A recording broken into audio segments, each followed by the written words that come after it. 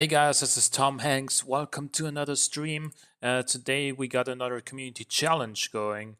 It will be the tuning challenge.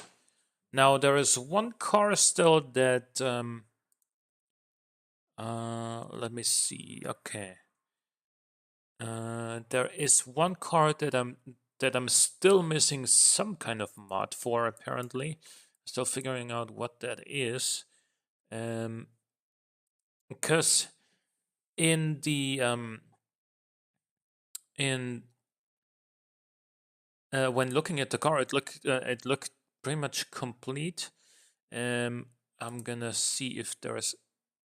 I'm currently riding with the owner of the car, just to see if we can find out what could be missing.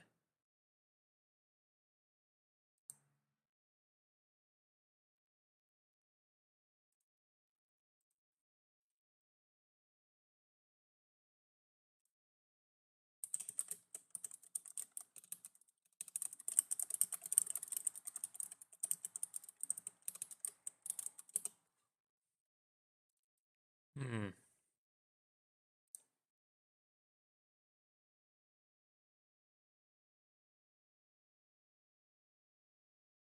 Let's see. I'm currently searching for a specific fixture, maybe.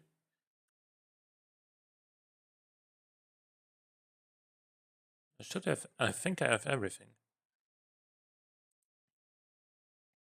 Anyway, I'm gonna start automation.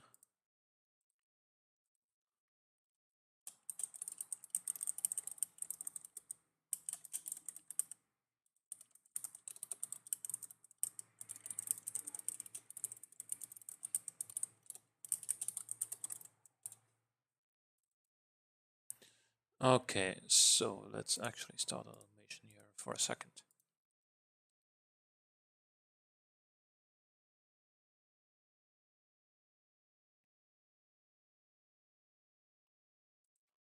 Okay, there it is.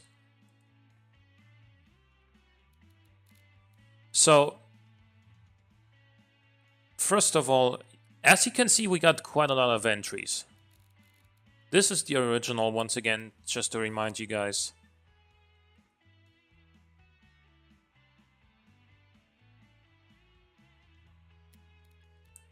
So this is a sort of Japanese-inspired 1992 sports car, and of course the challenge is to tune this thing. It's got a 2-liter turbocharged inline-4 engine, which is making 150 horsepower and a relatively smooth torque curve. Doesn't rev particularly high, but of course that can be changed easily, and it runs on 91 octane fuel. So yeah, that is the baseline for this. And if you guys thought that I'm not tuning my own car, you would be sorely mistaken. So this is gonna be my car. It looks like the Dodge Neon, kind of. Also, the big grill at the bottom makes it look, very, Sylvia-esque or whatever. So this is my tuned version.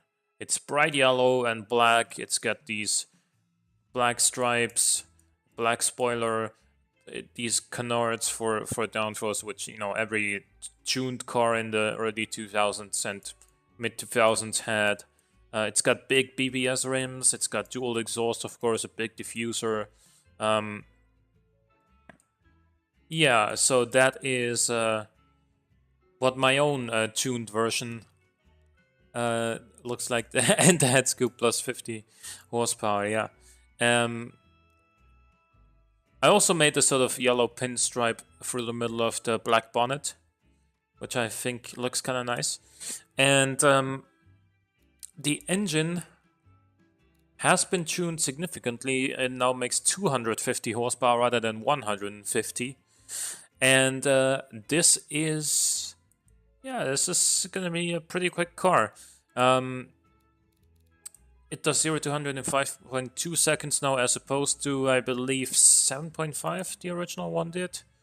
It makes a good deal of downforce, both front and rear. And so it's going to be cornering really, really well.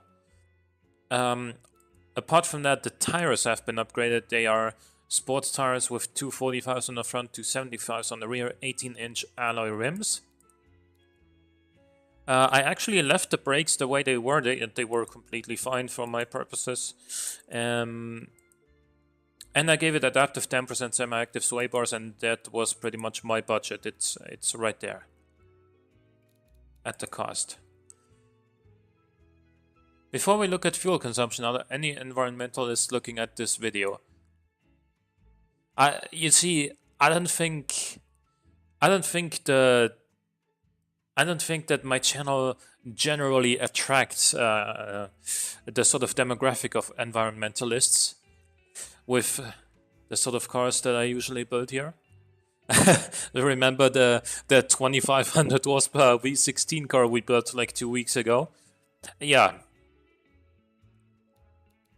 But actually, the fuel consumption of this is not great, but it could be worse. It could definitely be worse than this. But yeah, that is my car.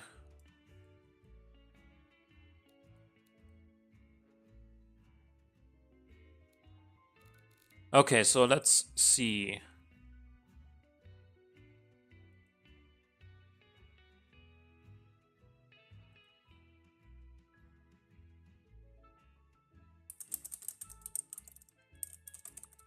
One second.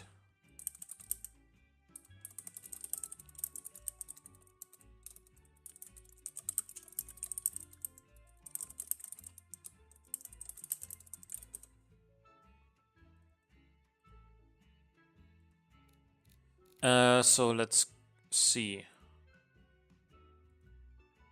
File submissions. Who was first? Sergeant Snoopy. His car is the Sport R.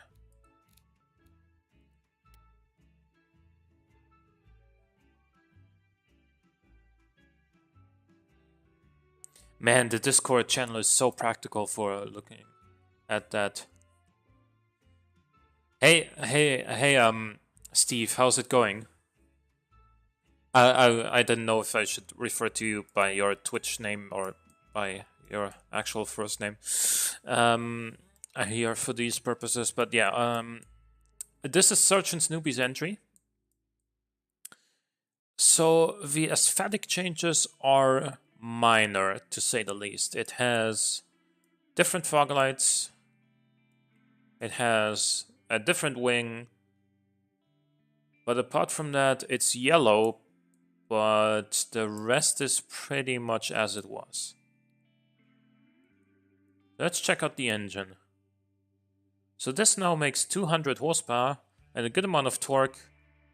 Runs still on 91 octane fuel. He did not remove the mufflers like I did. Hey, Elise PC, how's it going?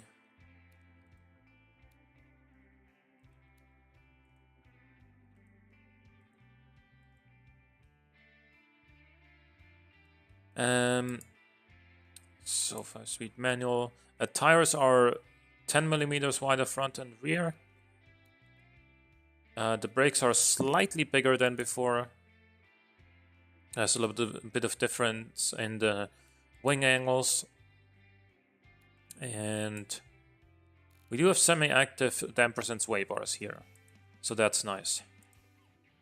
And with the 30% markup, we're at 23,714. That's completely fine. Overall, the changes here are subtle. But you know, the fact of the matter is, this turbo actually spools up at a reasonably early time, and then it makes quite a bit of torque pretty consistently. So this might actually be one of those cars that's like not super wild on the outside, but it could be one of those cars that drives really, really well, because it might be, you know, more better tuned in the driving experience. To get the right mindset, I'm listening to the NFSU and NFSU 2 soundtrack. It's a form of basic respect. But imagine this, an automation to NFSU2 crossover. Oh man, dude. In the old automation forum, I remember that I had one car that a friend of mine who's really good with with picture and photo editing and Photoshop, he edited that car, which was a pretty, sort of high end, almost racing style version of a road car. He edited that into Need for Speed Underground 1 and made it look really, really cool. So yeah, that was really nice. Hey James, how's it going? So yeah, this car, not much different aesthetically. The engine seems pretty decently tuned, actually. And I suspect this might be a pretty well-driving car, actually.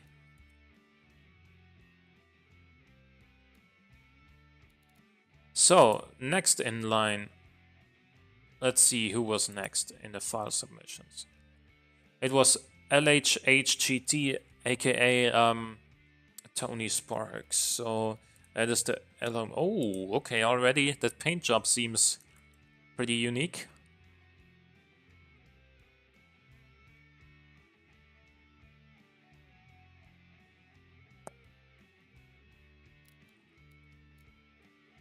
Okay, yeah.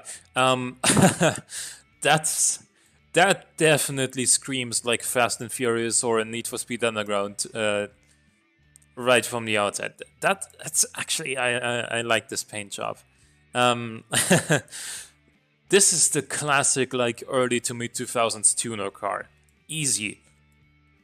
Even with the sort of bolts here as a sort of to make it look like a wide body kit. What did you make these out of? Was it like... I think it was like the doorknob, wasn't it? Should have been like... let me see. Probably this.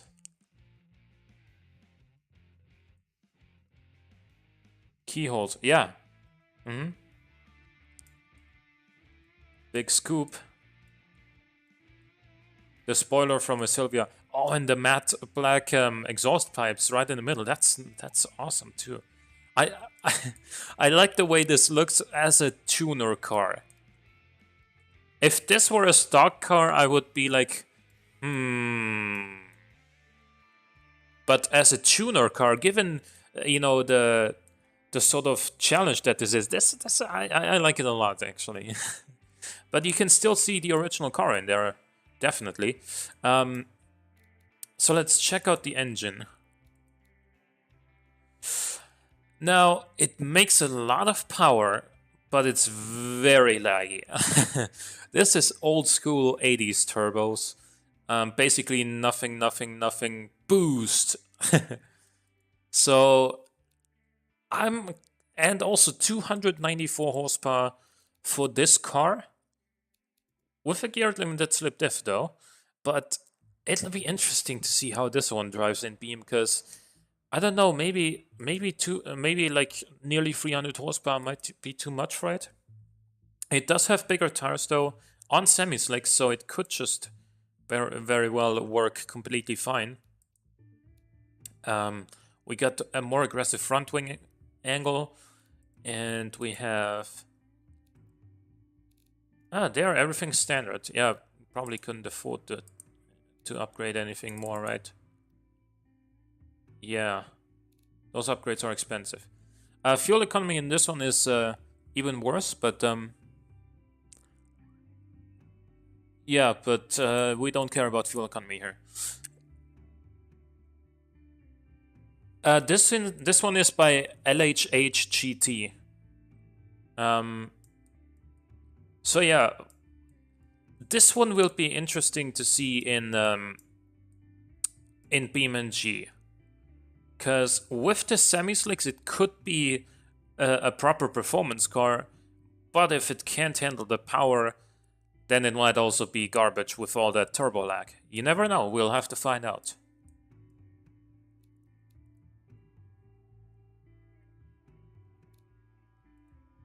Also, I should probably start right away exporting these. So we've had this one.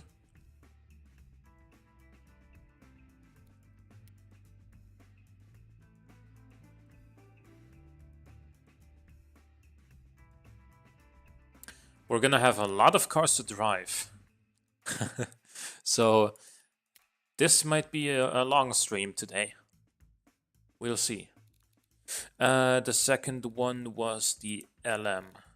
So we're gonna export this as well. I apologize in advance for my entry. No problem, man.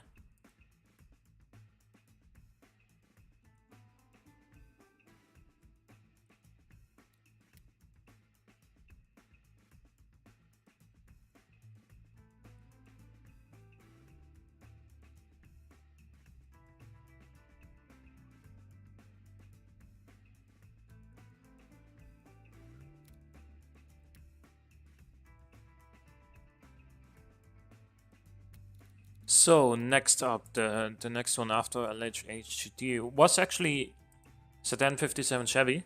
So that one was called Peak Performance Turbo Car. Okay, let's check that one out.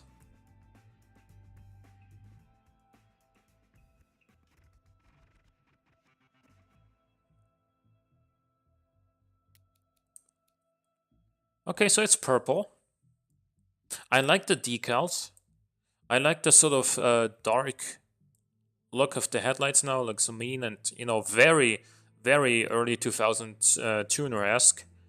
I like what you did with these headlights as well, with the or fog lights right here. We don't need number plates. This is a tuner's car. It's really only there for the drag strip and the drift track, perhaps, I guess. We got a bonnet scoop, we got a hood scoop, we got a different spoiler, quad exhausts, and an extremely fat rear lip. And we got some side skirts as well. So there's another lip right here, and a fat front lip. So this is again a very much along the lines of what a tuner car in 2001 would be like. So yeah, I can't really say anything negative about that. Mine has some very cheesy references. Yeah, we'll get to that later. So engine-wise, we've got 245 horsepower. Sort of a laggy engine. It peaks right here and then the torque drops again. So could have maybe used a little bit. Could have maybe gone a little bit with a slightly better setup here, with like a longer torque plateau rather than, you know, a drop, rather than a spike of torque and then it drops. But we will actually see how this performs in BeamNG. I don't really give a damn about the 0 to 100 time in automation, because they're all very close here. So we'll have to see.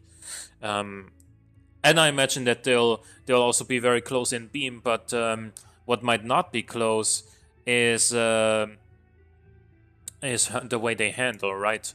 So did we change anything here? Yeah, we got 245s all around as opposed to 205s around and 225s rear.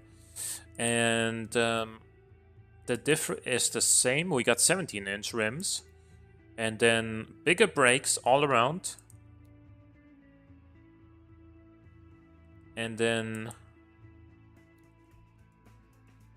stock suspension setup here, but different tuning. So let's see. With the plus 30 markup, this is easily below 25k. Could have actually spent a little bit more money on like some better suspension or something, but you know, it might not need it. Well, we're gonna find out.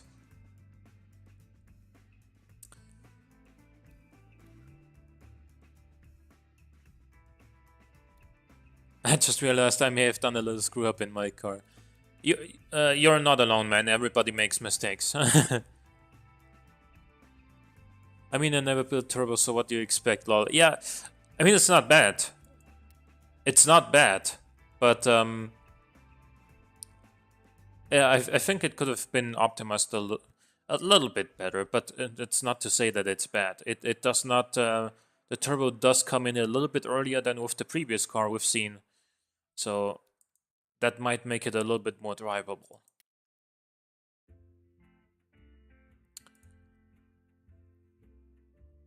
Next up, we have animated gaming with the HRE.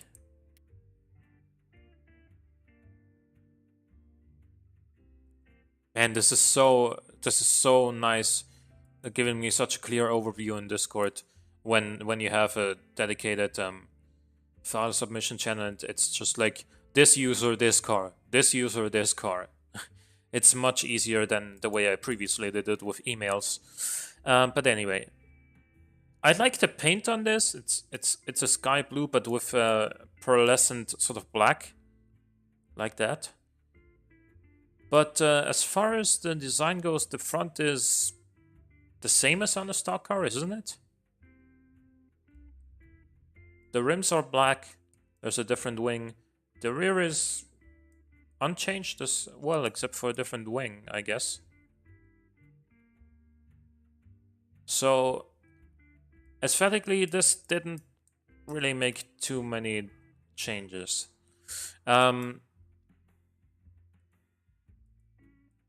But okay, let's see. The engine now makes 210 horsepower. Turbo comes in relatively early, but then again the red line is low. So it might be... It might not be... I mean, it's okay. It is 60 extra horsepower over the stock car. But we've seen better engines, I think. This might be one of the more drivable ones, though, because it's a relatively moderate, sort of conservative tune.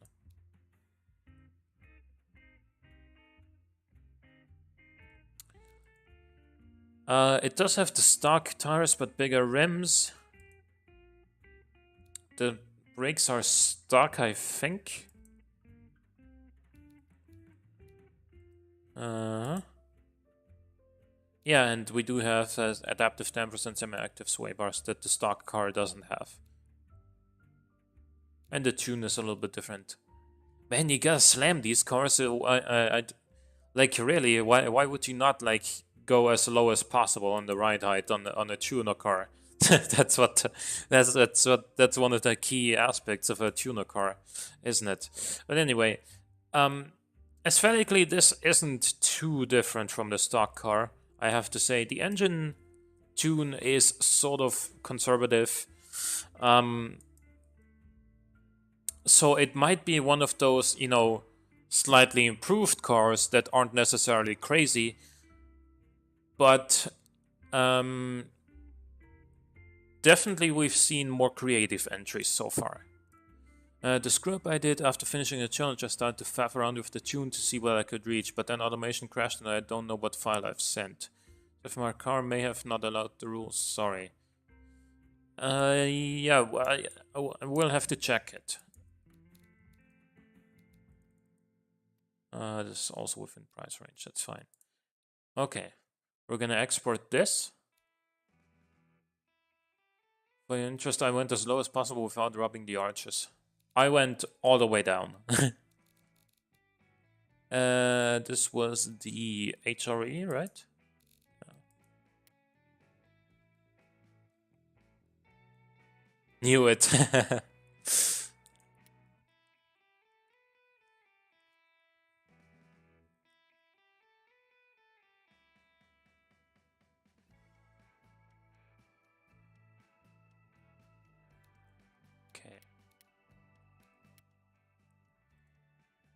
So who was next? Next was Bula 101 with the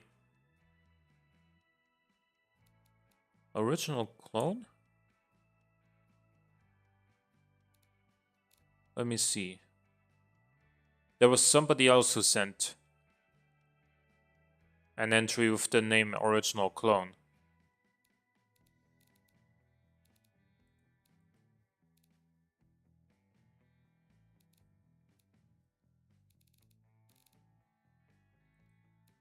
Yeah, you see, this is what happens when you don't rename your car.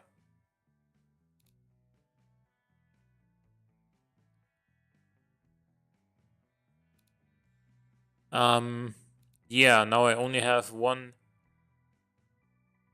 original clone, and that is not by Pula 101. It's by somebody else. Yeah, that is yours, exactly.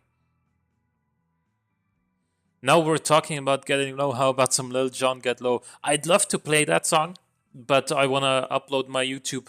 I want to load this onto YouTube, and it would get demonetized and whatnot. So yeah, this exact reason is why you rename your cars, guys. This is why. Um, so next up would be the Vi by Carlo Vincenzetto, who actually won the luxury sedan challenge. So I am gonna be pretty excited to see his entry here. So the aesthetics are pretty nice. I like the red. I like the new body kit. I mean, it's not crazy, but it is certainly a sort of tuned body kit for sure. Wider arches, bigger rims, a bigger wing, a big exhaust pipe, and a large diffuser here. But guys, the engine is stock. So this is well, I don't know what to do with this. Because the engine is stock. You were supposed to you see he didn't even rename it. The engine, it's still in 1992 as well. The engine is freaking stock. No tuner in 2001 after seeing the Fast and Furious would leave their engine stock, okay? So I don't know, man. The tune is different though. Lots of front camber, bigger wheels and rims, bigger brakes, more downforce. So I might still drive it, but I would be very I'm very hesitant to give this like a top score finish or anything like that. The aesthetics are nice, yeah, definitely. But leaving the engine stock, man, that's a bummer.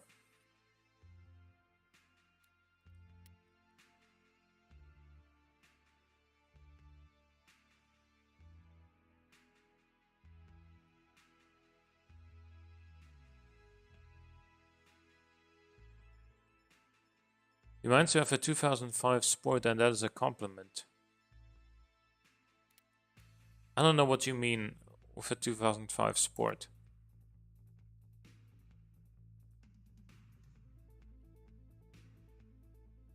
So next up is Random 41, Random 41's car, which is called Random 41 Edition.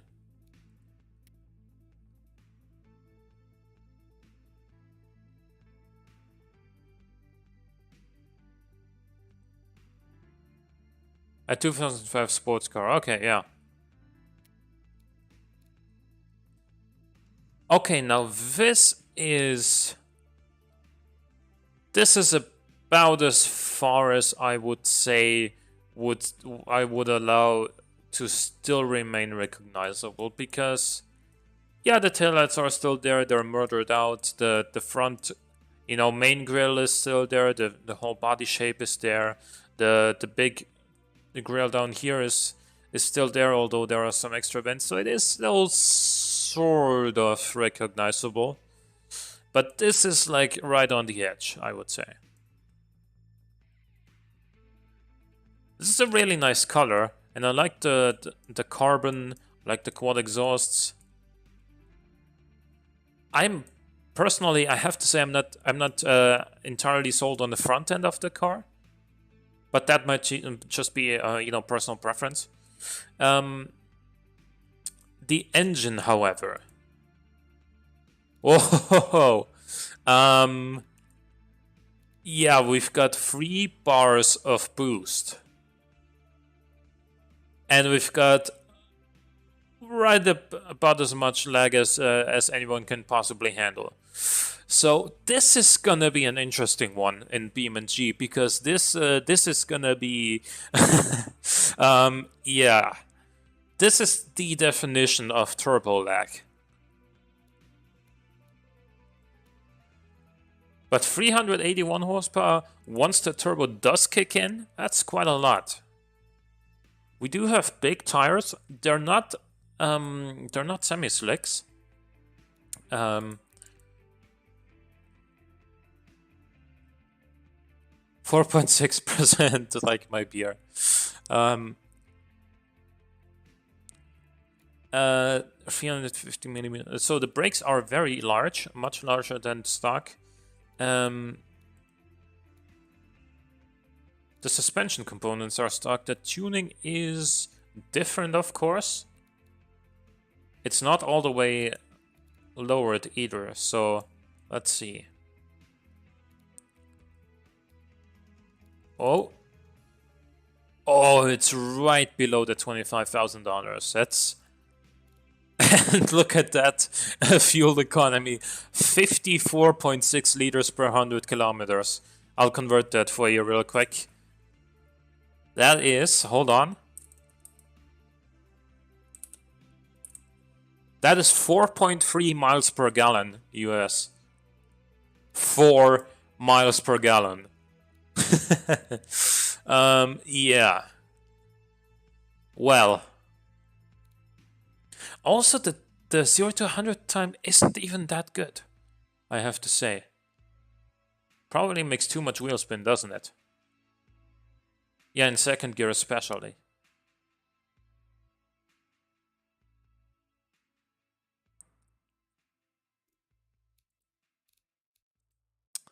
Yeah, this is gonna be, man. This is gonna be a curious car to drive in BeamNG because the turbo lag is real, and I don't know. Depending on how well it actually does get the power to the ground in Beam, it might be cool as long as you keep the revs up, or it might just be unusable. I don't know. We'll have to find out. So that was the Random 41 edition.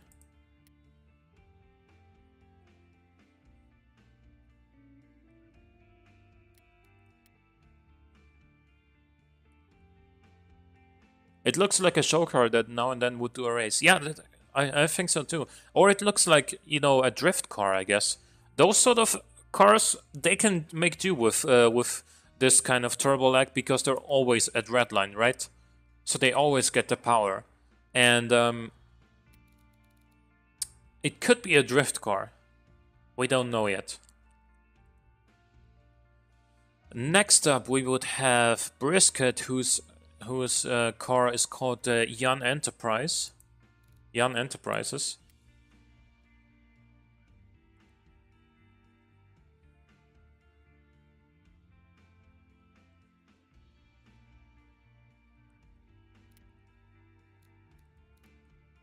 Okay, now this has, again, pretty ricey flame decals here.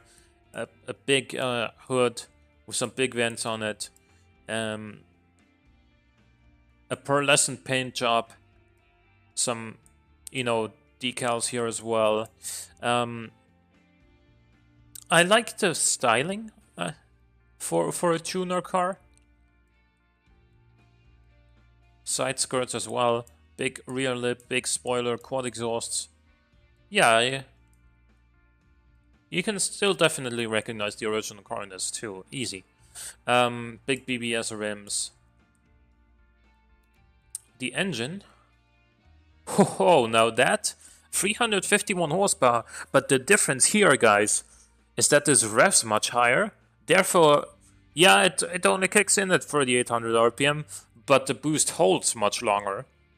So this is a much more usable power band than the previous car we've seen.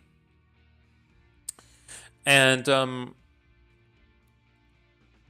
yeah, the fuel mixture. Yeah, but still, it's still slightly better efficiency than the previous car. No cat, no mufflers. So this would definitely be a race car only, or drift car, I guess. Because on the road you wouldn't be able to drive with this. Again, it uses a lot of fuel. And it has the stock diff. It's got slightly wider tires than usual. It still has sports tires, just double checked. Bigger brakes, more downforce. Stock components here though.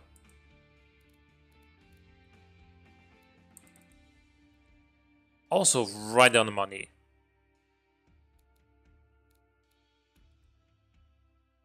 .8 seconds. I think that's the quickest we've seen, and that makes perfect sense with this engine, because I think it's pretty damn well tuned. Well, except if you want an economical car, but we don't in this challenge.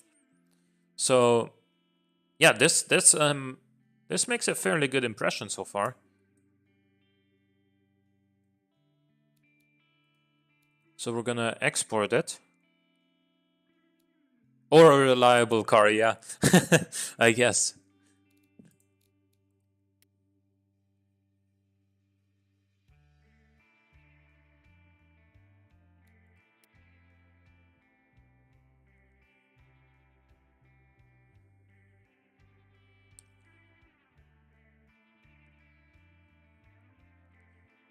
Right.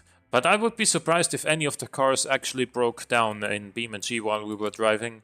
I don't think that's even possible, but if it was, wouldn't that be awesome? Next up we have Retro Steve, whose car is just named Original Clone.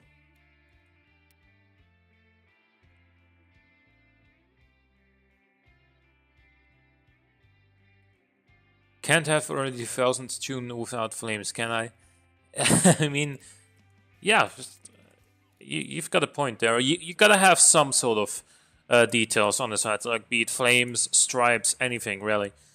This, however, has a very elaborate hood with lots of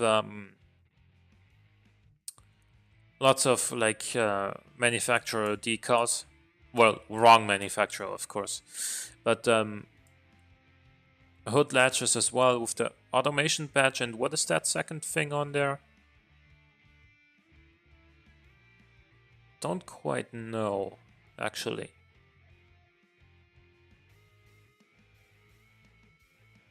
Anyway, a big scoop, a small scoop, two roof scoops, a slightly pearlescent or at the very least a metallic paint job, chrome rims, of course, aftermarket body kit. This is also more on the edge of what would still be recognizable, but you do still see the original headlights shine through there, and similar taillights to what was on there before. One large exhaust pipe, a diffuser.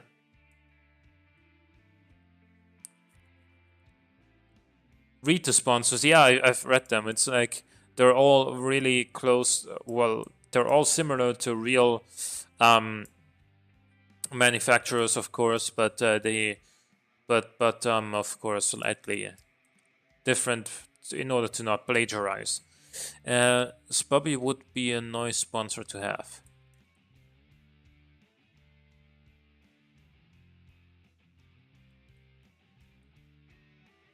Anyway, let's check out the engine on this one. Oh, okay. That's a 280 horsepower engine. Actually, not that much boost, but fairly high revs. Performance intake, of course. One straight through muffler and no first muffler.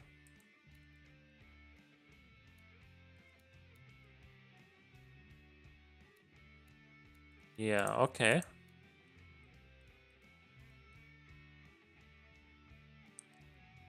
It even still has my name in it. What? Does it? Oh man. Did you make the engine? Yeah. I'm seeing that now.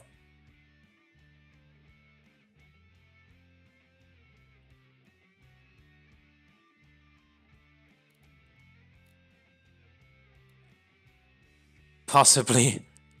But like, yeah, anyway. So, okay, 245s on the front, 265s on the rear, 18-inch alloy rims, bigger brakes, a fully clad anode tray that I don't think the car had before. Pretty even downforce front and rear. Very even, actually. Stock suspension components, slightly revised tune. Just below 25k.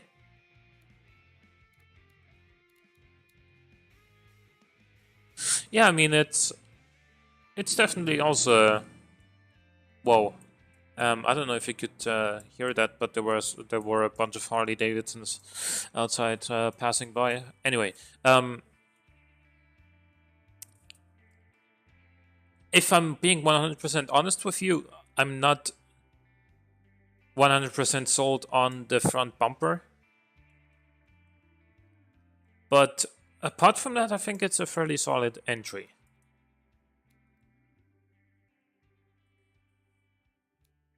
My car handled pretty good when I tested it. I mean, yeah, we'll compare all of them later on anyway. So that was this, I guess.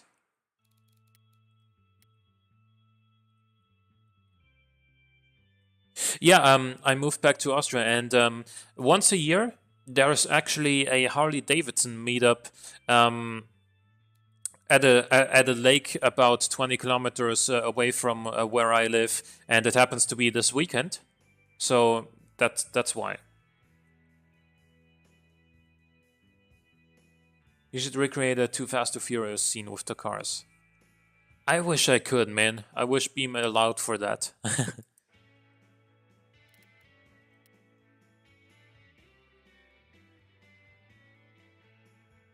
So, and then last but not least is Elise Peasy's entry.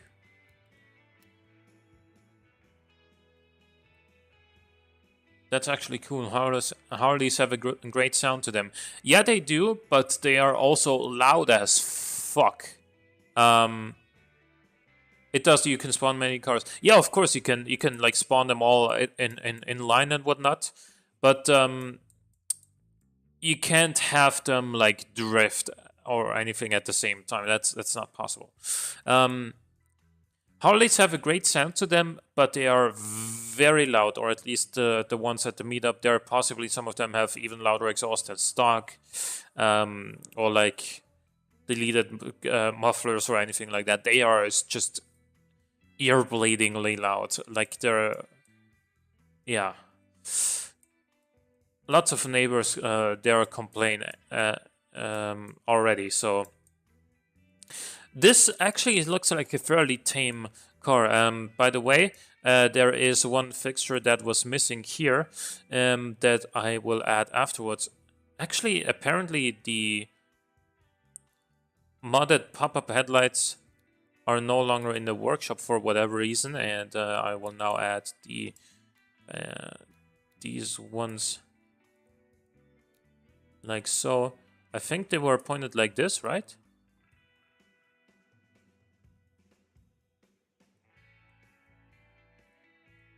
Something like that. Nope, loud as hell stock, yeah. Louder than any stock car, and louder than a lot of the customized muscle cars I see. Yeah, they are just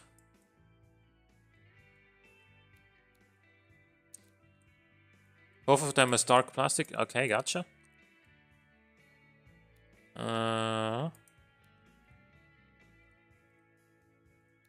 Right.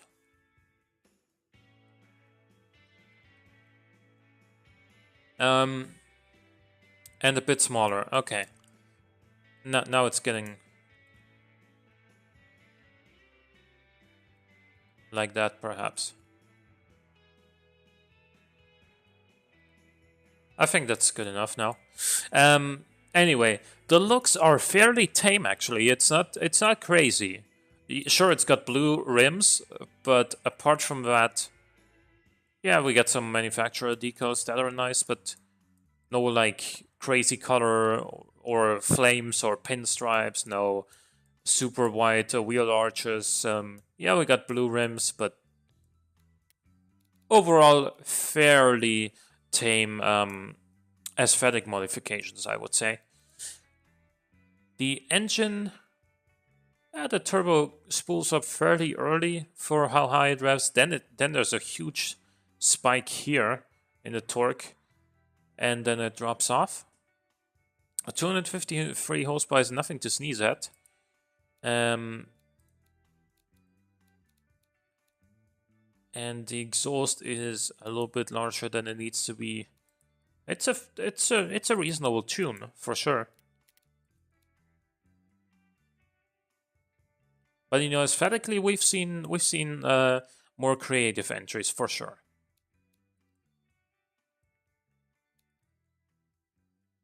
Manufacturer decals.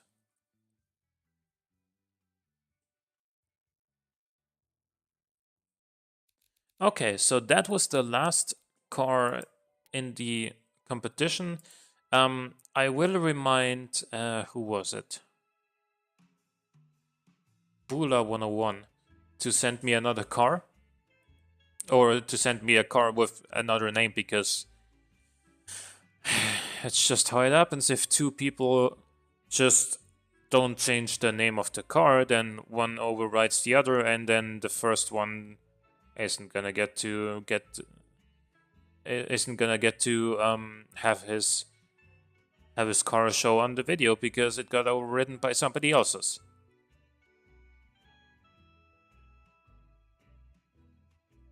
You know what I'm gonna do?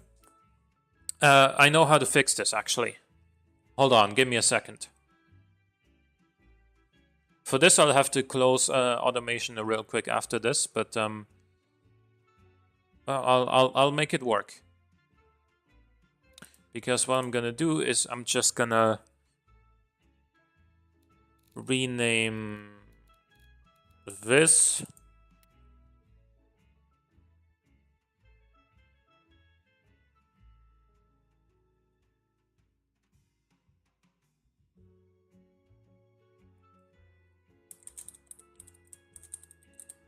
into your username. Then I'm gonna close automation real quick, and while I import the other car, I know that I don't have to, but sometimes it doesn't load correctly if I don't close automation when importing a car. So just give me a moment.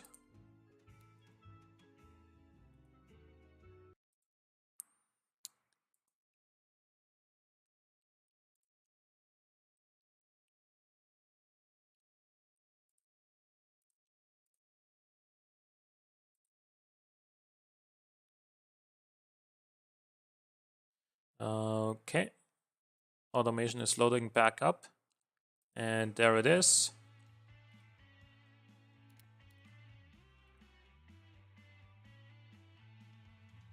Okay,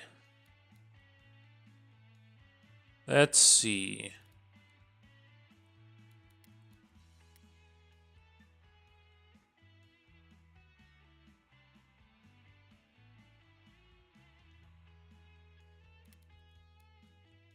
Okay, this is very yellow, very bright yellow. It's like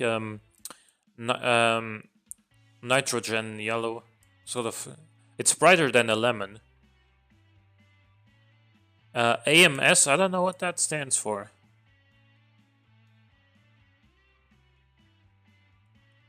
And then hood scoop, bigger spoiler, some small vents on the back.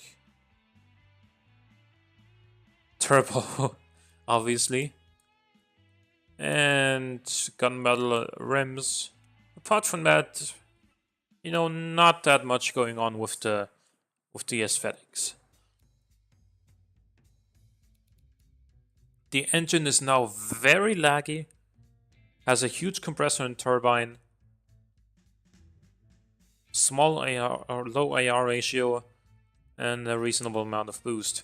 Now, this is the sort of tune where I don't really understand what the purpose of this tune is. It's because, like, yeah, it's laggy, but like a little bit smoother than it would be to just like boop, you know, be like nothing, nothing, nothing, and here's the spike. It's sort of a little bit more gradual, but at the same time, it still comes in way too late. The turbo really only starts doing something at like 4,500 RPM. That's just not good.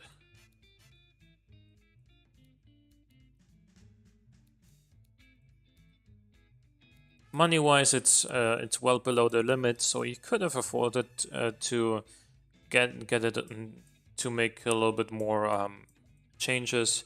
I'm gonna rename the whole thing into tuning challenge car.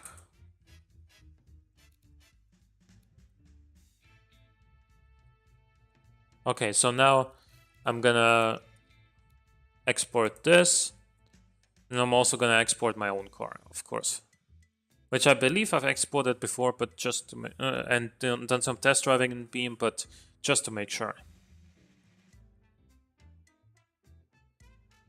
Actually, no, I don't need to. Now you renamed all cars. I know. But at the same time, that's what I wanted. By the way, I intentionally renamed the model name rather than the trim name.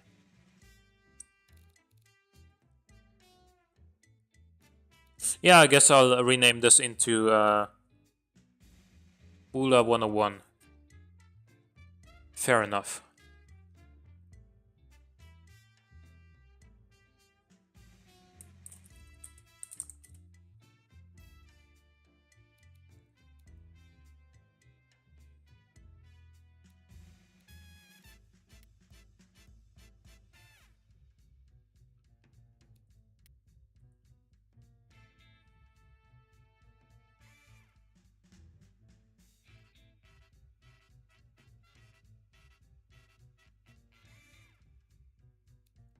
Okay. Right, I'm gonna be switching over to Beam in just a second.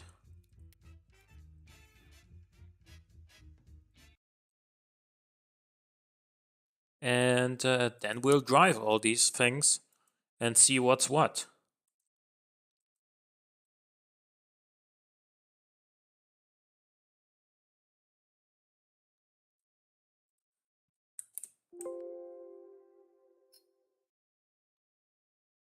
Um. Okay. No idea what Beam was doing there, but okay, now. So, let me see.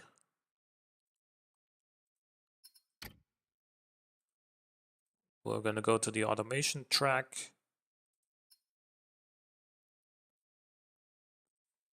I'm gonna grab my controller, of course.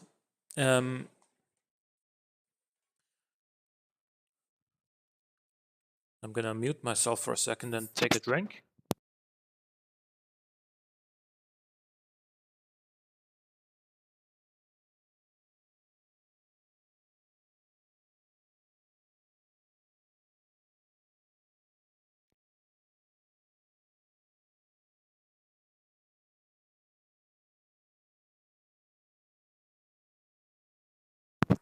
Okay.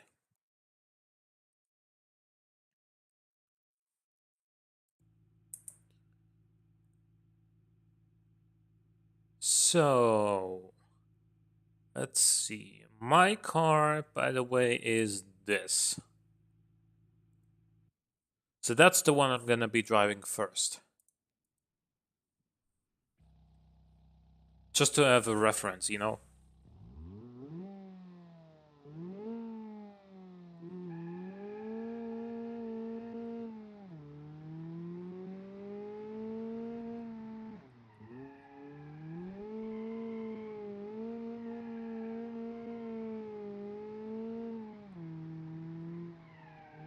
This feels very agile, actually.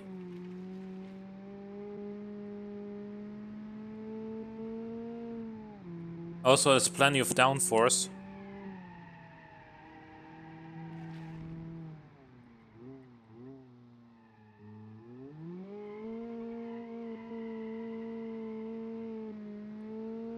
The very wide tires definitely pay dividends here on this one.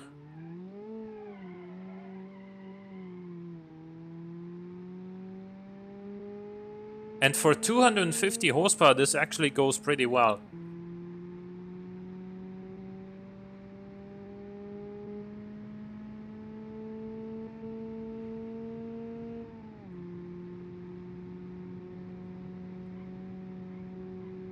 We can go flat out through here easy.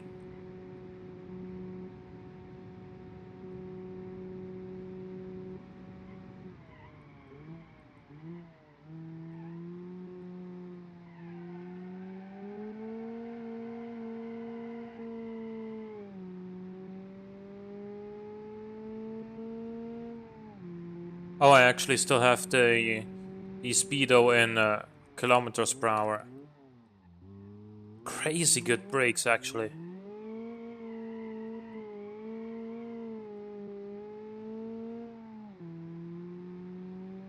Are you going to do time trials?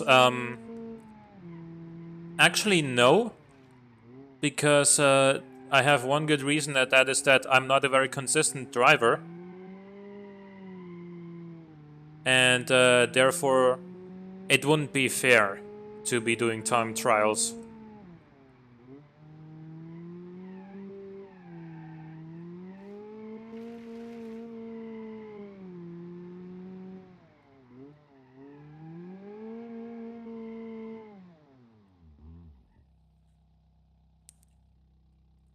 So yeah, I'm gonna switch the UI back to Imperial units.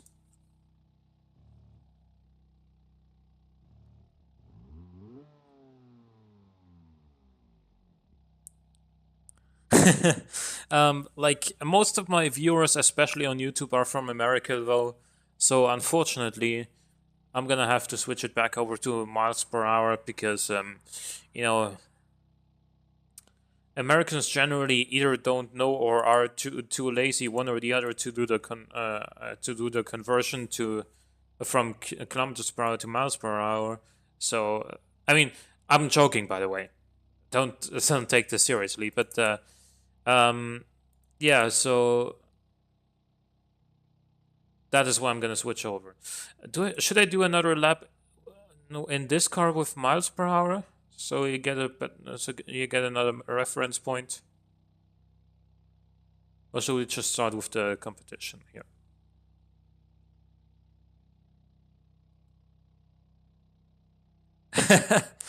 People saying no in the chat.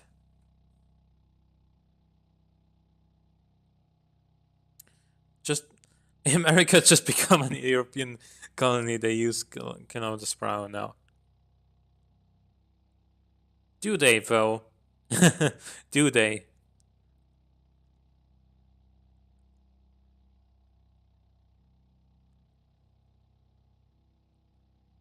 Be careful with random 41 through the corners. I will. So here, but then again, this is good. We're building the sort of car that's gonna be thrashed around the corners. So you gotta tune it for that. If you make a million horsepower, you gotta tune the car properly to actually handle that.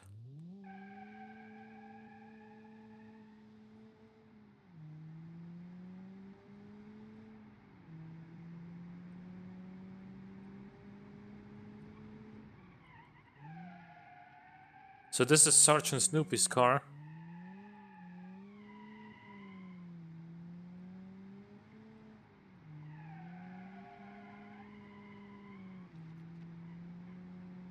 Still is the viscous diff.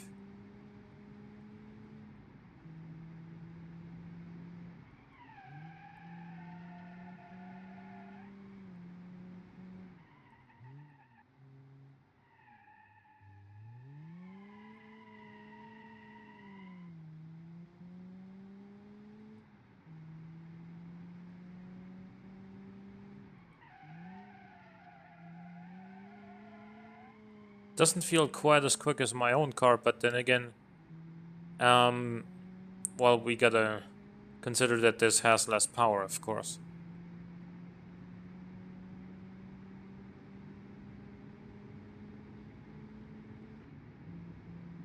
It feels stable. It feels, well, light because it is. Easy flat out through that corner. Yeah, the car is pretty silent, that's why.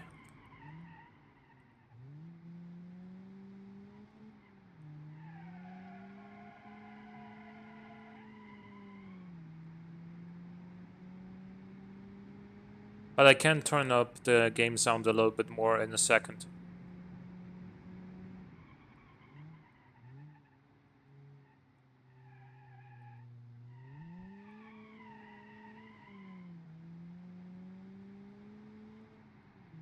So as far as this tuned car goes, it drives very similarly to the original car, which means it's very drivable. But it drives too much like the original, actually. Like it's sort of like if you imagine, you know, a car and then another version of the car which is exactly the same but maybe like 10% more power, and that's pretty much it. I mean, this isn't 10% more power, it's like 30% more power over the original, and that spin, by the way, was totally on me. But yeah, so this is like after a track course, you drive to cars on the West Coast map because that's the true. Yeah. I will. Yeah, I will. Don't you worry. Um, this drives well, but a little bit too slow for being the ultimate tuner's car. Next up, the LM. Let's see. No, actually, go back.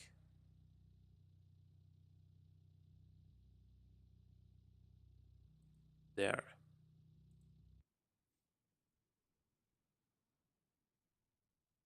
I think we need quarter mile times. We're gonna get quarter mile times later.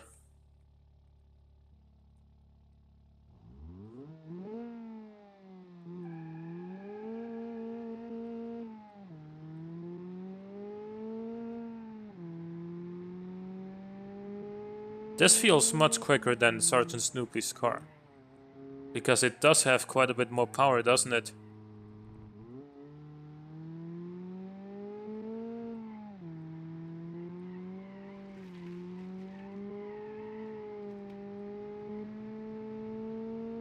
Does have a lot more oversteer as well.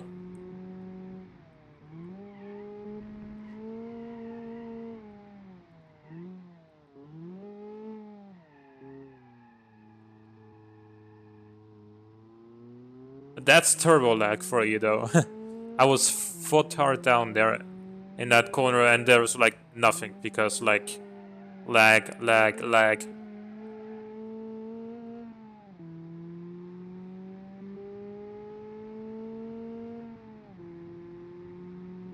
It does make a nice room sound, which is probably the most important aspect of a tuner car. I mean, yeah, that's true. Whoa. Whoa. Okay.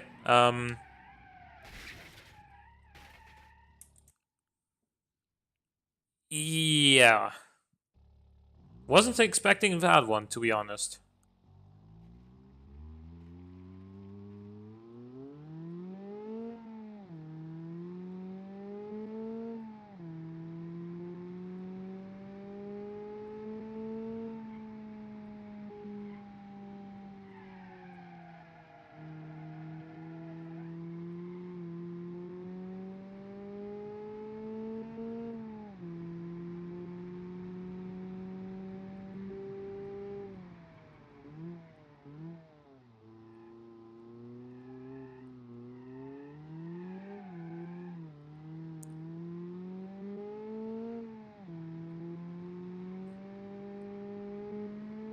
Okay.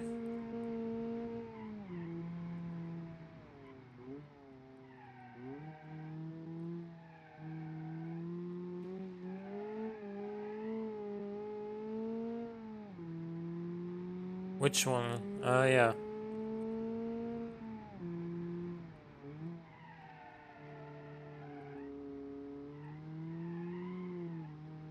This does also have some understeer, actually.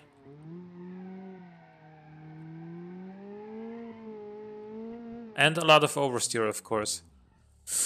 Overall, I believe that, yeah, this is quicker in a straight line than the last car, but this needs some more balancing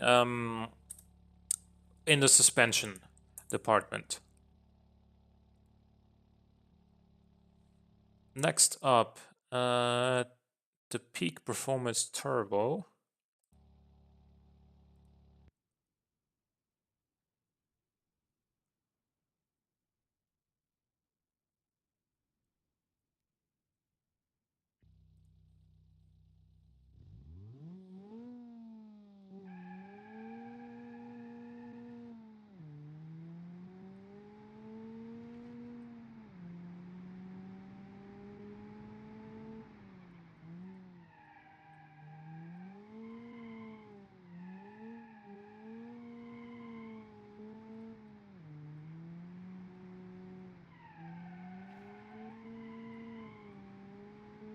This does like to rotate the tail a little bit along with when turning in, like there, but it does not actually oversteer.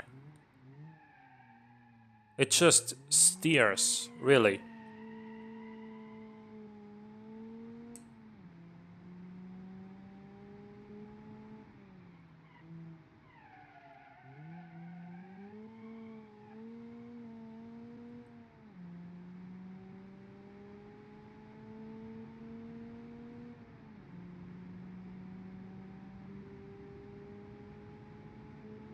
Uh-huh.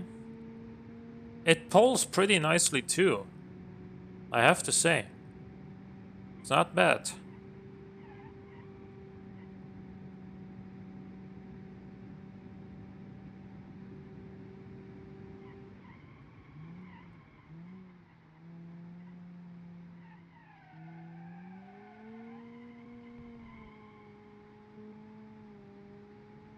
This does feel different enough from the original car, which had a little bit more understeer. This does not have really any understeer, as far as I can tell so far. But it remains controllable. The engine pulls nicely without ever being unmanageable, so it does feel like a solid car.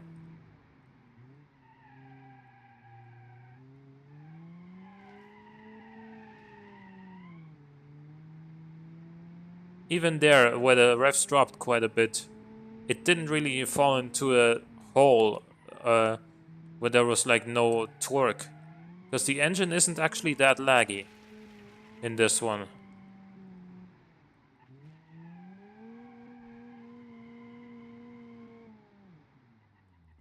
Yeah, actually, I have to say, well done. It's a pretty good car.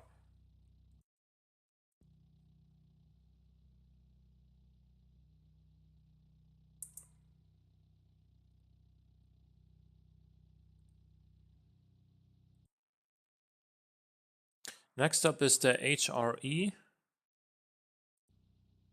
Just this one.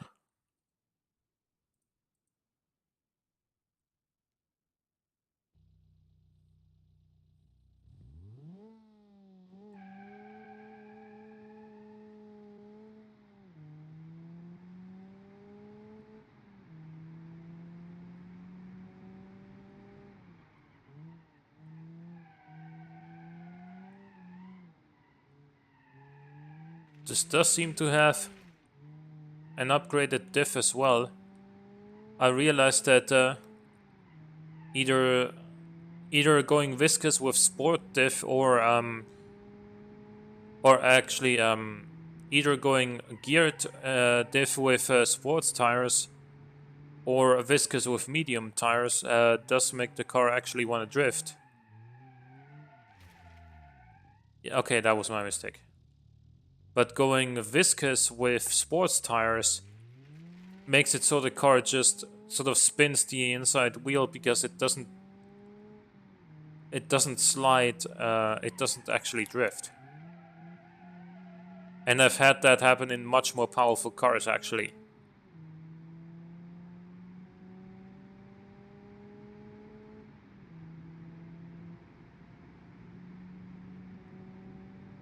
This, I mean, I'm not impressed by the aesthetic changes, to be honest. And I'm not particularly impressed by the performance either. There's some understeer there, not much, but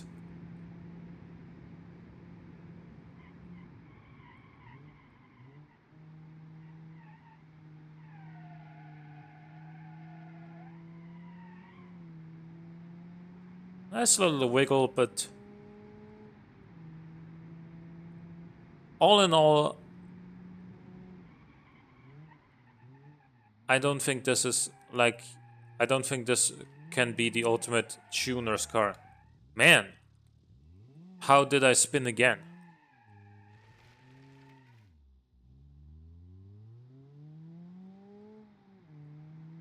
Maybe I just suck?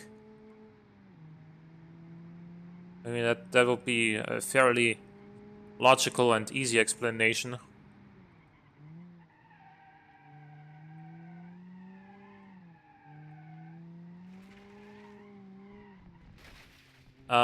Yeah.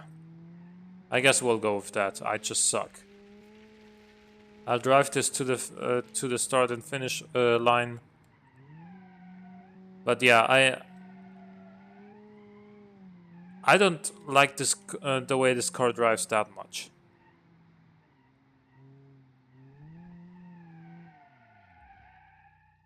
I think we've seen better.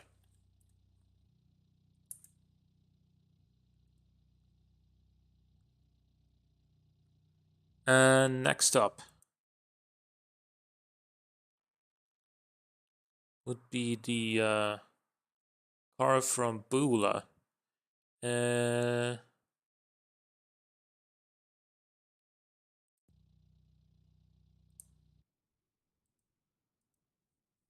Let's see.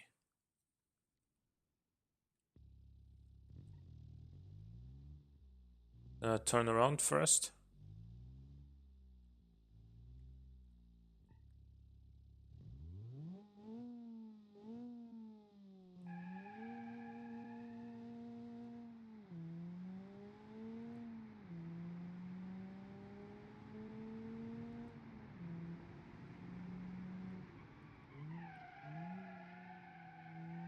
Lots of understeer when braking.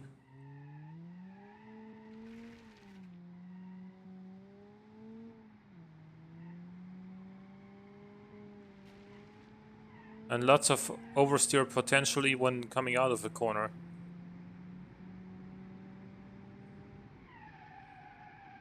Yeah, the brake balance does need to be changed. There's too much bite on the rear brakes, so the car understeers a lot when braking.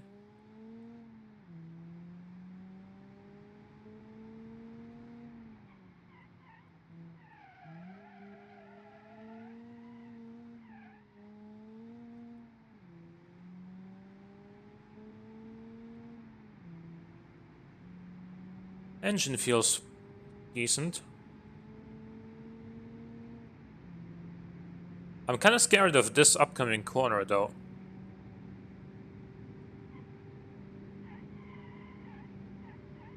Okay, with slight inputs it was fine.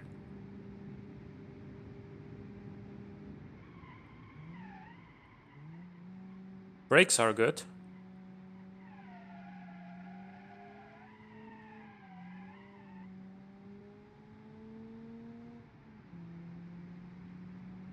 You see, we've had other cars before that understeer, that oversteer coming out of a corner, but this one actually seems more controllable than the others so far. And watch me spin after I said that. But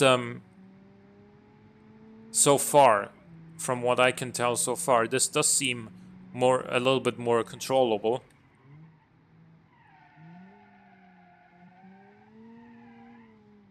Oh, yeah. Saw that coming a mile away. 2 notes on my car. First, my car is set up to slightly understeer at speed to increase drivability. Second, the design is kept simple because of the performance from within, and going full rise seemed too much to me. I mean, we'll see how it drives. Remember that we're building tuners cars here, so you want a tuner's car to be. Whoa, okay, not that actually. um, you want the tuner's car to be not that. Um,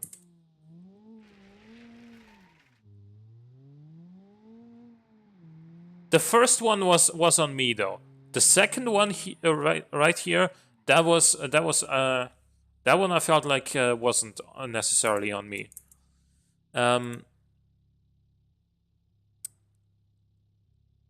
Next car would be which one? Let's see. Would be this one, the one with the stock engine, but heavily revised suspension.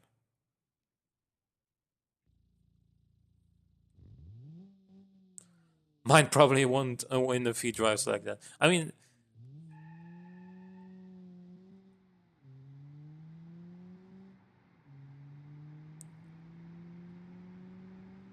yeah, you see, the stock engine just doesn't have the grunt. 8.16 seconds, 0 to 62 miles an hour.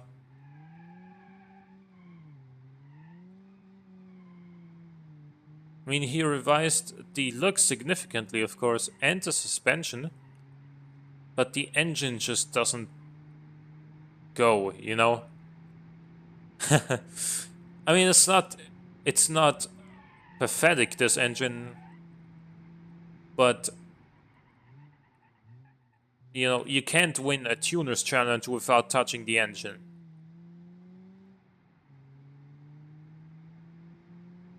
How does this car drive? Very, very smoothly, actually. No drama whatsoever going through any of these corners, but then again, it also doesn't have the sort of power and turbo boost that the other cars have, so it's kind of to be expected.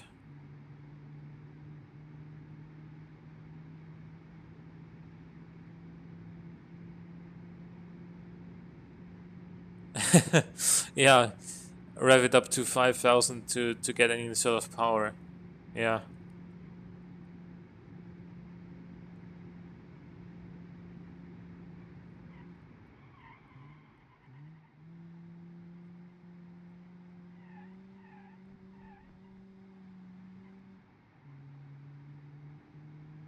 Yeah, this car is just too standard. It does drive a little bit differently from the standard car because it has heavily revised suspension, but the difference isn't too big, and like the engine is stock, so that alone is reason enough for me why this car can't win. It's because the engine is still stock.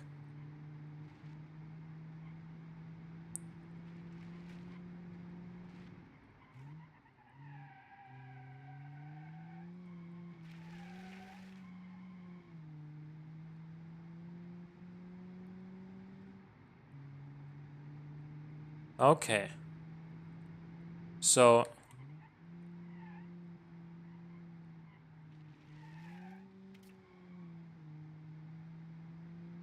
yeah, I mean, it drives. It's a very easy car to drive, but the yeah, I don't like that you left the engine stock. I'm sorry, this just can't win because of that reason. Um, Next up we have random 41. So let's see. Uh huh.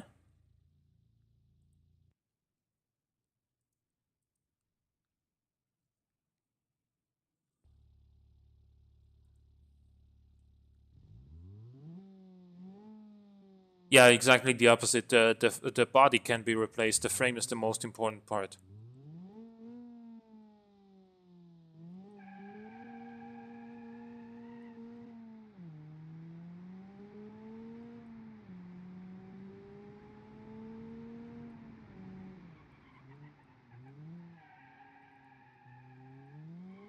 Braked a little bit too late on that one.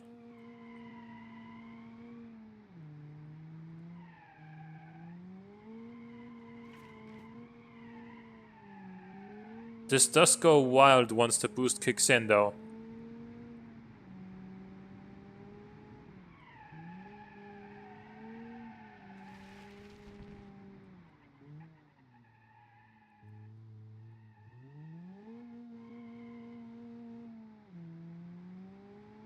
Even when you shift from from first to second, and the revs go to like 5,000, it still makes no power unless it hits like 5,500. Then it does start going though, but it has 380 horsepower. It's not... Oh, it's capped already. We're at top speed. So it's not that much faster than anybody else's car, honestly.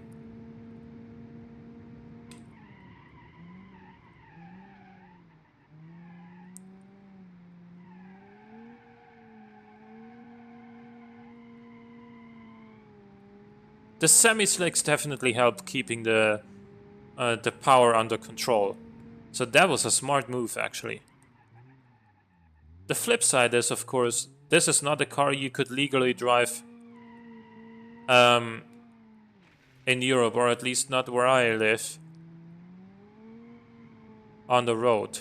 You cannot drive this on the road legally in Austria with semi-slicks. You'd have to put road tires on it.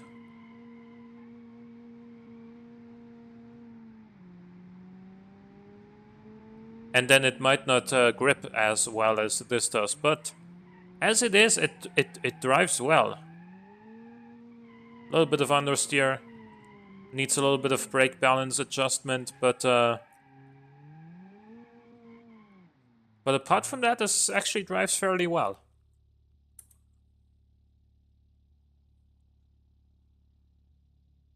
Key element: when someone says that opposite of logic, it's safe to assume that it's satire irony. Which is what I tried to achieve, make a tuner's car for the street races. I thought I left in the sports. No, those are actually semi-slicks on your car.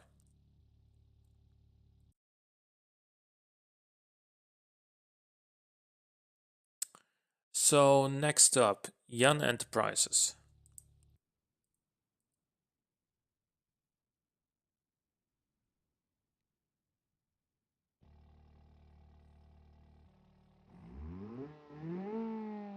This one's loud.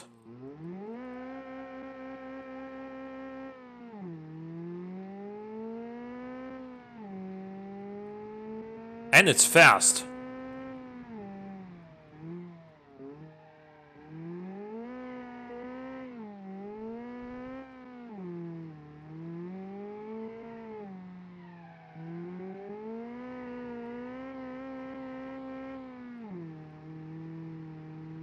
Shifted too early, actually. That was just wheel spin, not the car actually hitting the red line.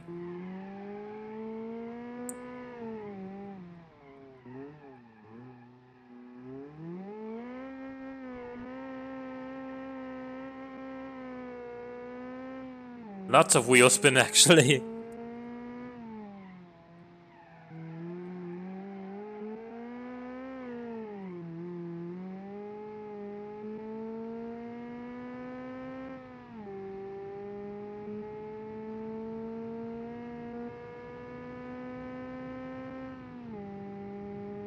This one's actually fast. Here.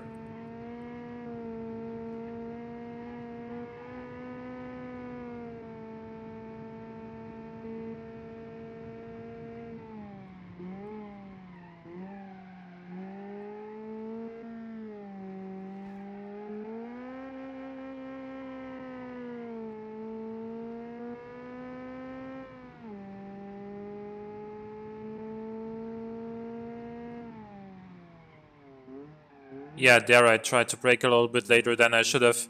So I missed the braking point by my own mistake. I want to point out here, the brakes are actually good.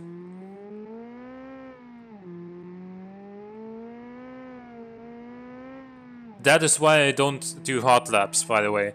You saw it right there. But if I did, this car would most likely win. I can tell you.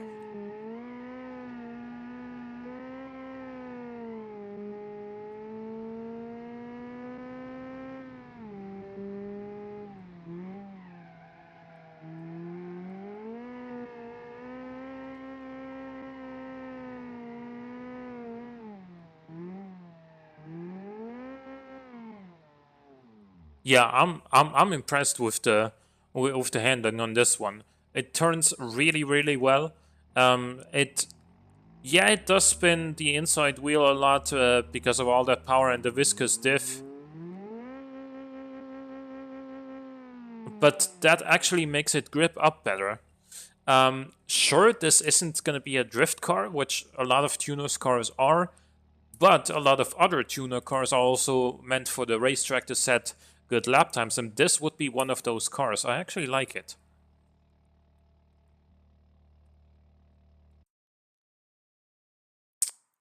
Next car would be... no, we've had this one. This one.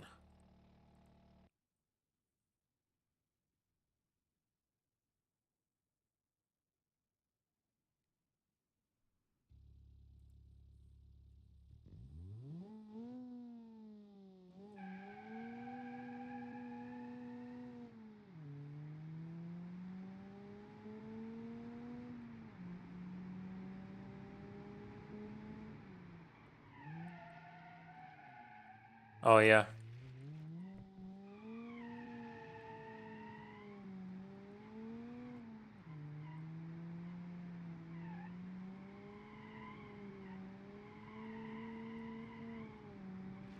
This does want to slide as well.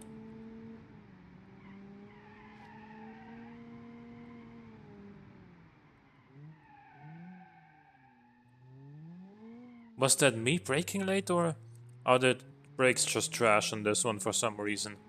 I haven't had a single car yet in this competition that had bad brakes. So I think that one was on me because this, the base car for this is very light. Supposed to be a drift car?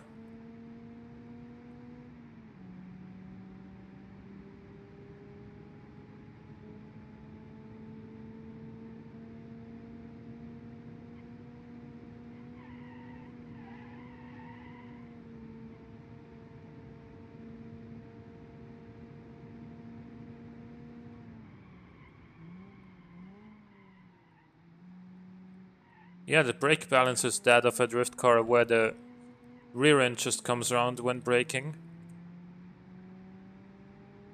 But I guess for that you would have to use a geared limited slip diff instead of a viscous. At least for Beam. This almost certainly still has the viscous, it feels like it at least. So for a drift car, the setup is right except for the diff.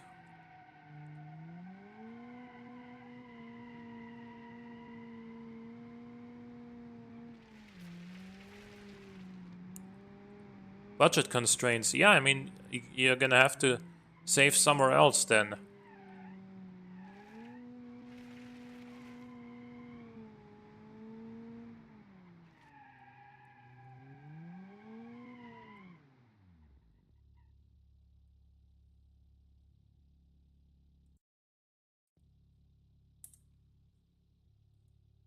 Other than that, this drives decently well. It could be a good drift car if it had a geared diff. We have had other cars in the competition that have a geared diff, but they haven't had the right setup. So last but not least would be this car.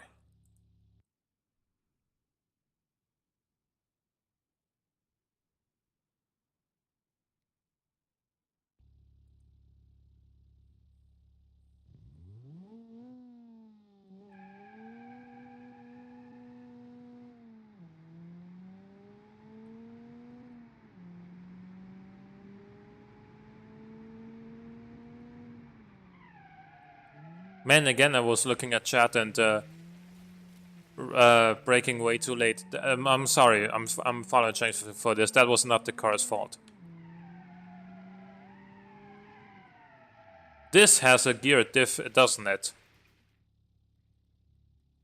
I did not touch the wall there, by the way.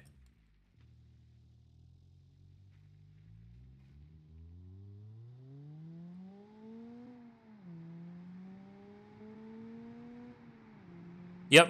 You see, immediately I found out that this has a gear diff. It just feels different. It just likes to let go more easily than a car with a viscous diff.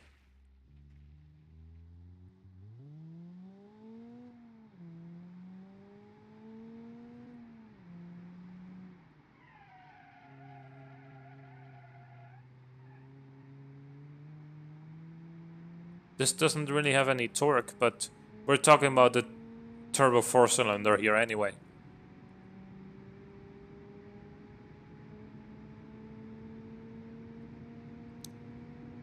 On the top end, it does actually pull reasonably well.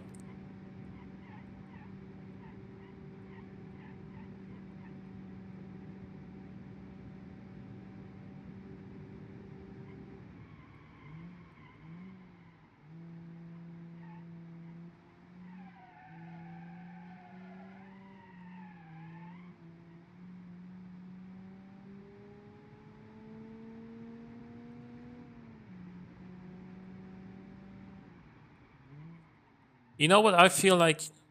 With the fact that increasing boost pressure and like turbine size and whatnot doesn't really cost anything in automation, you could have actually tuned this to like 300 horsepower easy, and made this into like an actual drift car. Then again, I would have crashed even more often.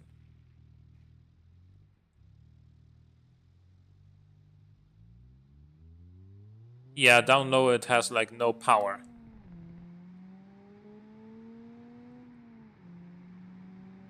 The game really sounds silent. Okay, let me change that for you.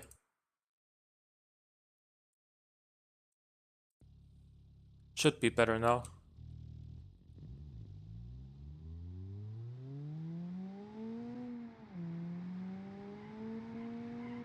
Then again, this car is pretty quiet. Man.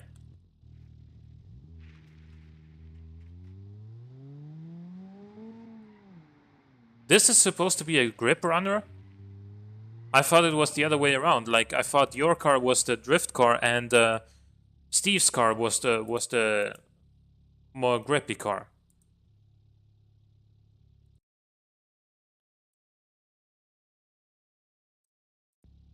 Okay. So, what do we have? Right now, I think this car is in the lead. Because it drives very, very well. It's fast.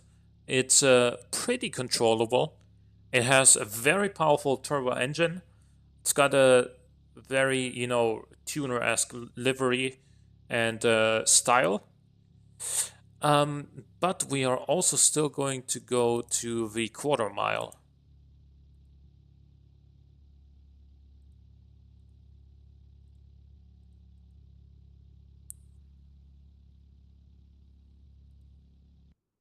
With 18-inch, it was too expensive to go into use gear at diff. You gotta feather the throttle. I'm trying, man. But I mean, if I had the thingy of the overlay that shows my input, you would see that I'm trying to balance the throttle in order to keep the drift going. But yeah, it can be quite difficult actually.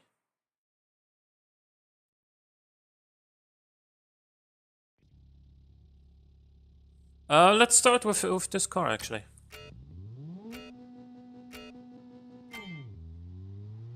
Wow, no torque. And then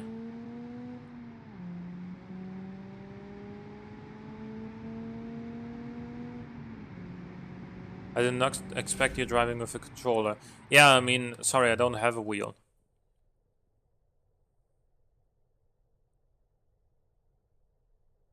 So 14.3. I'm only gonna do one run, unless I mess up with each car. So I didn't really mess up here, so 14.3. Let's see. Let's go one by one here. One after the other, in alphabetical order. I'm a keyboard driver, so I had a pretty bad time fine-tuning my car. You did well, though.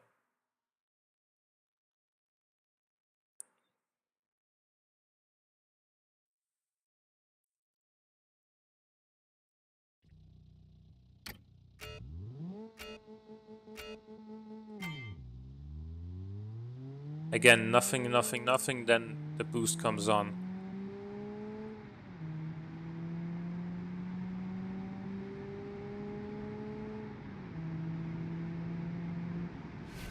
$15.0. Okay. Yeah. Not the quickest. This one should be up there, though.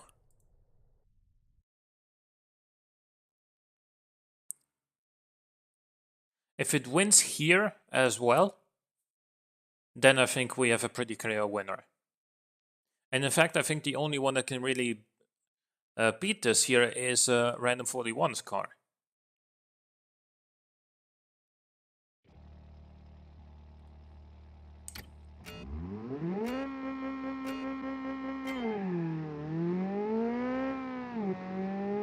Yeah, much better launch.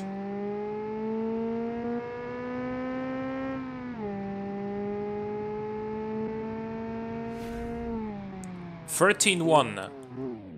That's impressive. That's really good.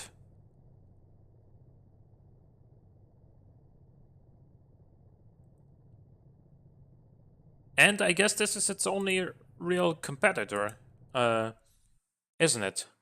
When it comes to, or its most serious competitor, I think. Because all the other cars were quite a bit lower in power, if I remember correctly. Oh, actually, there was one with 294 horsepower, I think. And one with 280, but, you know, we're talking 350 versus 380 here.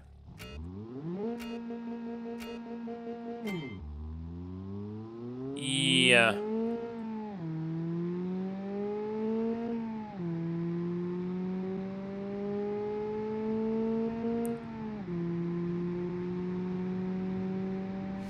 I'm gonna try again just because I want to get a better launch this time.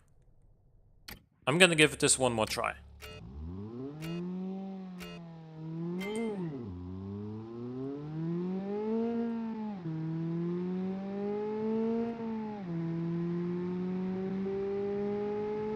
Actually, this isn't the correct car. Yeah, sorry. I noticed that now as well. Sorry. It was also green, sort of pearlescent. So, yeah, I'm sorry. This is not the correct car. I noticed. I noticed a little bit too late, but I did notice it eventually. So what was that? 14.7? 14.4? 14.7, I think, right? Anyway.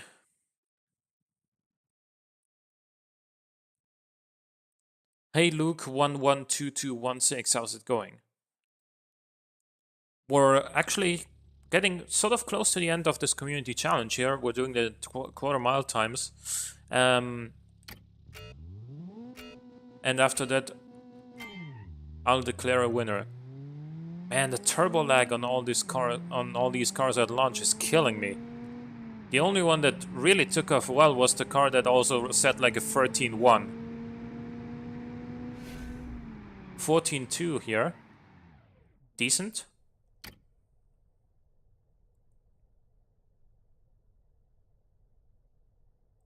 Here we go.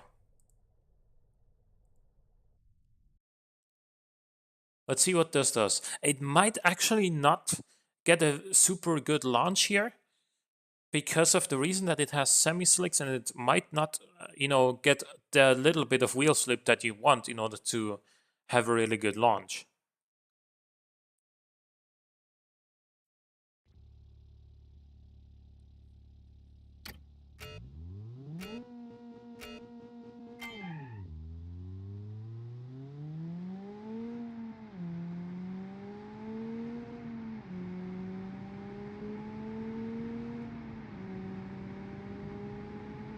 (13) 14-1. I did my best with the launch though. It cannot launch as well. I'm gonna give it another try though.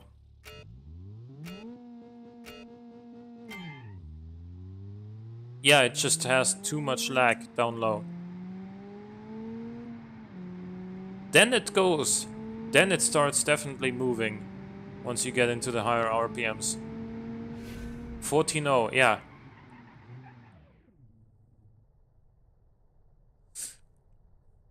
Change configuration. So, for now, this one is clearly in the lead.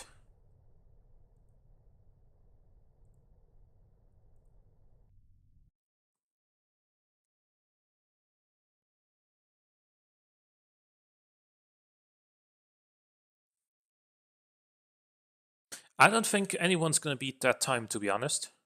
But we'll have to find out for ourselves.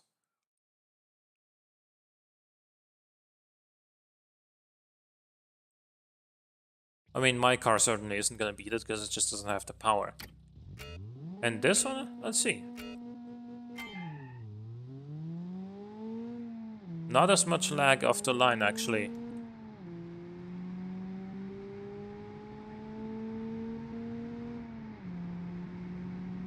(13). Ooh, that's a 14.0. That's the same as the 380 horsepower car, actually. That's a really good time.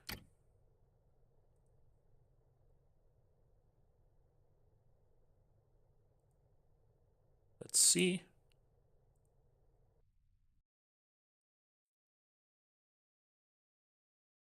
Either you have good power or no lag. That's actually not true. Because you need to...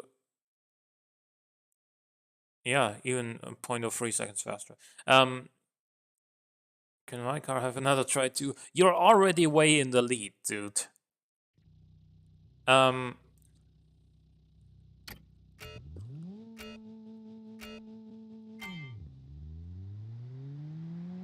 Because what I was gonna say, you have to adjust the gearing, dude, in order to kill the lag a little bit. Shorter gearing will make it so that it's on sports. I thought it was on semis when I looked at it. But anyway, 15.0 for Sergeant Snoopy's car, which means it's not gonna win this challenge. This car isn't gonna win either. I'm not even gonna bother because it has the stock engine. And then we still have this car. And my own car, of course. You always have lag in first. Not necessarily, actually. We've had one or two cars that don't actually lag in first gear. One was Vinny's car, or Sedan 57 Chevy's car, and one was the car that's in the lead at the moment by Scronses / Jan, I guess.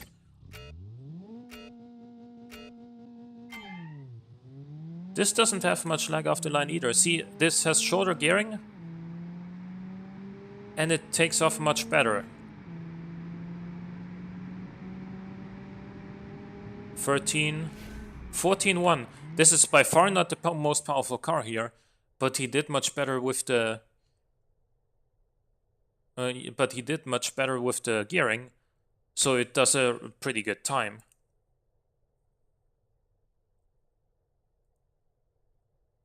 Last but not least, I'm gonna test my own car just for shits and giggles.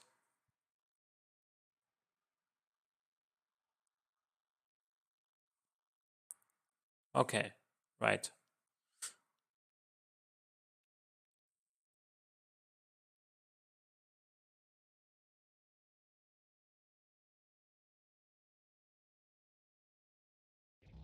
Yeah, but the thing is, when you have wheel spin, the engine is automatically gonna be in high RPMs where the boost is, so you don't have lag.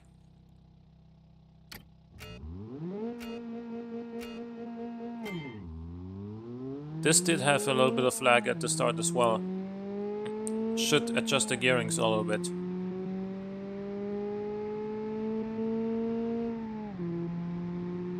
(13, 14 free). So I'm pretty much right in the middle of the pack, I guess. But yeah, so I think at this point it's pretty clear to me that the best tuner's car in this competition was this. So congratulations to Brisket slash you know, Scronses. Congratulations for building the best tuner's car. It is very powerful. It is very fast, but it still remains drivable, and it looks cool for like a 2001 tuner's car. And that will be the winner of this challenge. I wanna give it this one more go. See? No lag.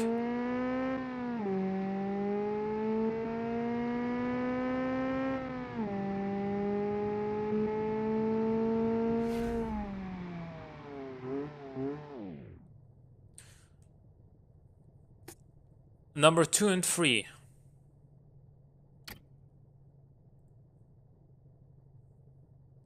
Number 2 and 3 is gonna be difficult to choose. Number 2 is gonna go to this one actually. I like this a lot on the track, and it also did very well on the quarter mile. So congratulations to Sedan 57 Chevy for second place. Third place, I'm gonna give it to Random 41, because while it did sort of disappoint a little bit on the drag strip, it did drive very well on the track actually, because keeping it in high RPMs, you don't notice the lag as much, and it did actually drive very, very well. So that would be third place.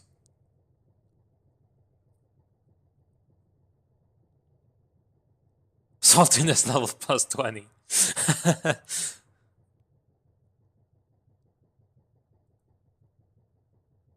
So yeah, these are the results of the community challenge. That'll be it for today, guys. I'm gonna be streaming again. Tomorrow at the same time as today. So that'll start at 6 p.m. GMT or 8 p.m. Local time for me. I would be happy to see you again tomorrow, and of course, feel free to tune in.